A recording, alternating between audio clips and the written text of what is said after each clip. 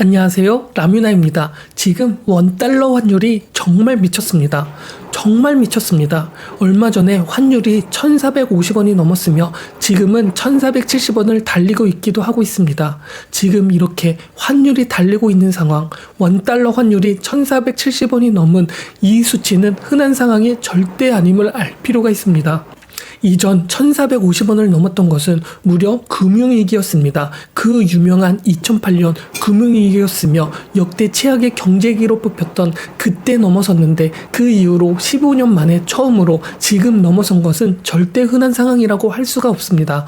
즉 지금의 상황은 금융위기 정도는 와야지 찾아올 수 있는 그러한 환율이라는 것입니다.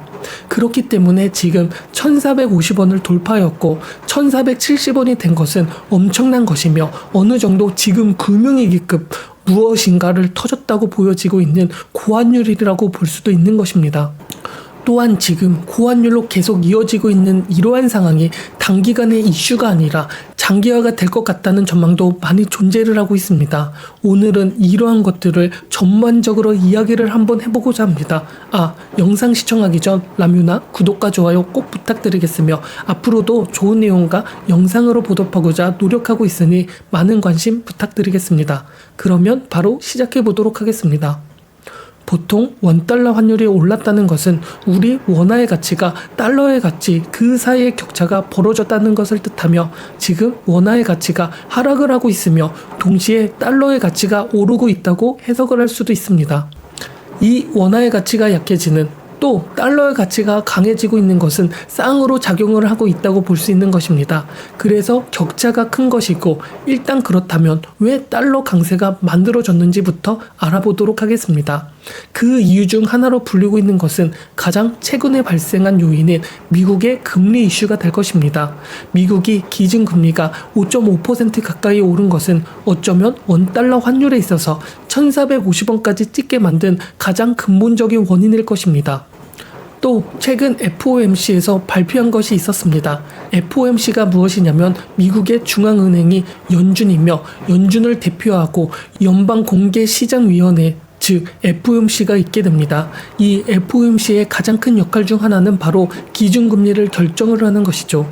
이렇게 얼마 전 기준금리를 인하를 하기는 했습니다. 하지만 금리 인하를 했다는 것은 얼마 전 FOMC에서 중요한 것이 아니라 2025년 금리를 4번 낮춘다고 예상을 했었지만 FOMC에서 2번 낮춘다고 말을 한 것이고 이에 기준금리가 인하가 될 것이라는 것을 위축시켜버린 것이었습니다. 즉 지금 이 시점에서 기준금리를 인하를 한다는 것은 달러의 가치가 떨어진다는 것이었지만 FOMC에서 2025년에 4번 금리 인하를 하는 것이 아닌 2번만 할 것이라는 전망을 발표하면서 금리 인하의 속도폭은 줄어들 것이고 즉 달러의 가치가 그만큼 덜 떨어질 것이라고 말을 한 것과 같은 말이었습니다. 달러가 약세가 되어야 하는데 이렇게 되어버리니 달러의 가치가 오르고 즉 원달러 환율은 폭등을 하고 있는 게 지금의 가장 근본적인 이슈일 것입니다. 왜? 모두 다 금리가 낮을 것이라고 예측을 하면서 달러 가치 전망을 달러 가치가 낮을 것이라고 보았는데 그렇지 않았다는 것이니까 말이죠. 시장이 어느 정도 예상한 방향성 그대로 흘러가지 않았던 것입니다. 그렇게 환율은 크게 반응을 했고 예상하지 못했다는 것으로 해석을 할 수도 있는 것입니다. 그렇다면 금리를 왜 올리고 왜 낮추고 하는 것일까요? 이제는 많이들 아시는 내용이지만 한 번 더 복습하는 내용으로 말씀드리고자 하겠습니다. 간단하게 말을 하자면 금리를 낮추고 올리는 것은 높아진 물가를 잡으려고 하는 것이고 경기를 부양하려고 하는 것이 보통일 것입니다. 보통 물가가 비쌀 때에는 물가를 잡기 위해서 금리를 올리며 반대로 경기가 침체해 왔을 때에는 경기를 부양하기 위해서 금리를 내리게 되는 게 대표적입니다. 근데 이게 물가를 잡거나 경기를 부양하거나 있어 어느 정도 목적을 달성을 하면 올리거나 내렸던 기준금리를 다시 원위치로 시켜야 합니다. 그러면 원위치가 어디냐라는 궁금증이 올 수도 있을 것입니다. 여기에서 필요한 개념이 바로 중립금리라는 개념일 것입니다. 중립금리가 무엇이냐고 하면 만약에 우리 경제에 있어 이상적인 상태라고 가정을 한다면 경기가 너무 좋고 물가도 안정적인 상태라는 것을 뜻하게 되는 것입니다. 그렇게 되면 경기도 부양을 할 필요가 없으며 물가를 잡을 필요도 없게 되는 것이죠. 이렇게 되면 완전 정말 좋은 세상일 것입니다. 이 상태는 어떻게 보면 뉴스에서는 절대 나오지 않는 체계일 수도 있을 것입니다. 뉴스에서는 맨날 힘들다고 이야기를 하니까 말이죠.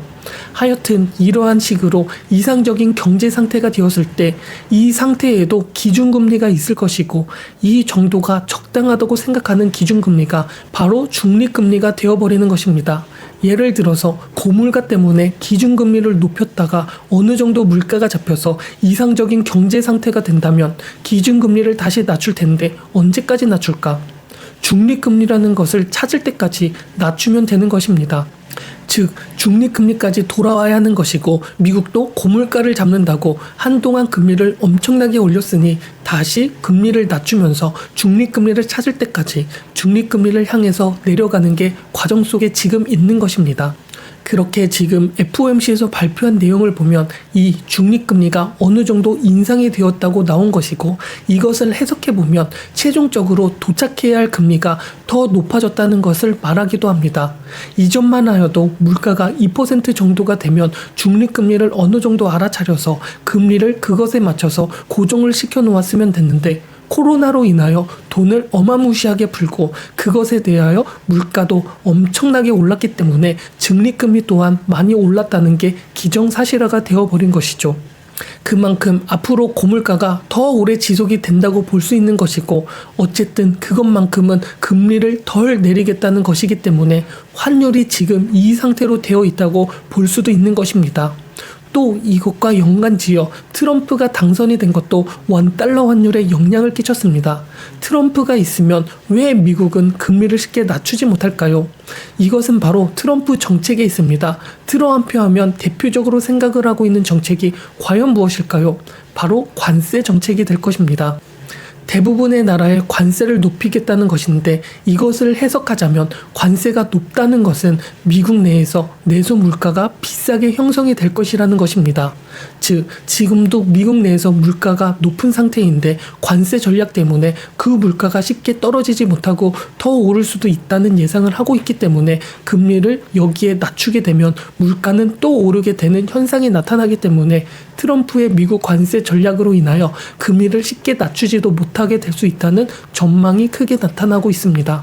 그렇게 되어버리니 원달러 환율에서 달러의 가치는 계속 올라가고 있으며 지금 경제 상황이 그렇게 전 세계적으로 좋지 못하고 있기 때문에 상대적으로 안전한 자산을 찾아다니고 있는 돈에 있어서 안전 자산인 달러의 수요는 당연히 커질 수밖에 없고 달러의 가치가 오르고 추가로 글로벌 경기가 좋지 않은 이유 등으로 상대적으로 미국은 경기가 좋기 때문에 투자 수익률도 좋은 상황이 나와버리니 돈이 전부 미국으로 향하고 있는 게 지금의 현 상황이라고 해석을 할 수도 있습니다. 즉 달러의 수요는 계속 커지고 있으며 그렇게 달러의 강세가 지속이 되어가고 있으니 이러한 요인으로 인하여 상대적으로 원화의 가치는 낮아지며 원화의 투자의 매력은 상대적으로 떨어지니 돈이라는 것은 미국으로 향해 가고 있다는 것이죠. 이게 바로 가장 근본적인 원달러 환율에서 달러의 가치가 오르고 있는 상황입니다. 하지만 이게 전부가 아니죠. 원화가 떨어지는 현상도 분명 있을 것입니다. 이것을 대표하는 것이 얼마 전 계엄 사태가 있었다는 것입니다. 이때 환율은 1440원까지 폭등을 하였습니다. 계엄 사태 때문에 한국 경제에 안 좋은 영향을 미칠 것이라고 보는 게 대부분의 시선이었지만 계엄이 아니었어도 계엄 전만 보더라도 이미 한국은 저성장 전망을 보였고 특히 수출에 있어서 전망이 안 좋았으며 물건을 팔 곳도 없었습니다. 이러한 것이 현 한국의 상황이며 중국 기업들과 경쟁이 있어서 더 심해지고 있고 성장률도 낮아지면서 투자 수익률이 안 좋은 나라가 되어버리면서 당연히 그러면 한국에 투자를 잘 안 하게 되고 그러면 원화도 살 필요가 없게 되어버리는 것입니다. 그렇게 되어버리니 당연히 환율은 오르게 되면서 원화의 가치는 떨어지게 되어 코스피는 박살이 날 정도였으며 코스피, 코스닥이던 다 하락을 하고 있는 것은 사실이기도 합니다. 또 이렇게 원달러 환율에서 원화의 가치가 떨어지니 당연하게 수입 물가가 오르고 물가가 오르니 소비는 잘 안 하게 되고 그만큼 기업들의 실적이 안 좋아지고 악순환의 연속을 지금 걷고 있는 것입니다. 그나마 수출 기업은 환율이 높기 때문에 물건은 상대적으로 저렴해져서 경쟁력이 우월해져서 매출은 증가는 하기는 하겠지만 이것은 단기적으로 좋을 뿐일 것입니다. 우리나라의 경우 원자재도 수출을 하기 때문에 이 원자재 물가도 늘어나 수입 비용도 커지면서 수익성은 악화가 되어 이것도 주가에 반영이 될 것이니까 말이죠. 그리고 요즘에 수출 기업들이 외국에 공장을 짓고 시설 투자를 많이 하고 있는데 그 과정에서 필요한 것을 살 때 외화로 살 것이고 근데 지금 외화는 비싸기 때문에 그만큼 투자 비용도 비싸지는 것이고 이것도 기업의 실적에 악영향을 끼치고 있습니다. 이러한 기업 사정 말고도 자영업에서도 많은 악영향을 미치고 있는 것이 환율입니다. 특히 연말에 소비가 많이 활발해지는 특징이 있는데 계엄령이 하필 12월에 터지는 바람에 연말에 소비도 많이 줄어들게 되면서 연말 특수성도 사라지게 되었고 자영업자들은 대부분 대출을 받으면서 자영업을 이어나가고 있는데 지금 이자를 못 갚아지고 연체율도 계속 늘어나고 있는 상황입니다. 그나마 원화가 약세였기 때문에 관광이라는 좋은 환경이 되어야 하는데 이것마저 12월 계엄이 터지기 때문에 많은 관광객들이 줄어들어 원화 가치가 낮은 관광산업에도 많은 타격을 가지고 있는 게 지금의 현 상황입니다. 이렇게 되어버리니 사업체도 힘들고 자영업도 힘든 게 지금의 현 상황이며 이것이 환율에 고스란히 묻어 있습니다. 그렇다면 사업체랑 자영업만 힘들까요? 그렇지 않습니다. 소비자가 가장 힘들 것입니다. 전 국민이 다 힘든 게 지금의 현상일 것입니다. 또 소비자, 국민뿐만 아니라 금융회사 같은 경우도 달러로 빚을 지는 경우가 많은데 갚을 때 달러로 갚아야 하고 근데 달러의 가치가 비싸기 때문에 갚아야 할 돈도 증가하게 되는 효과가 나타나고 있는 참 지금의 현 상황이 아이러니하고 악순환의 연속입니다. 이게 지금의 원달러 환율에서 원화의 가치가 내려가고 달러의 가치가 올라가고 있는 상황이 지금의 원달러 환율을 만들고 있습니다.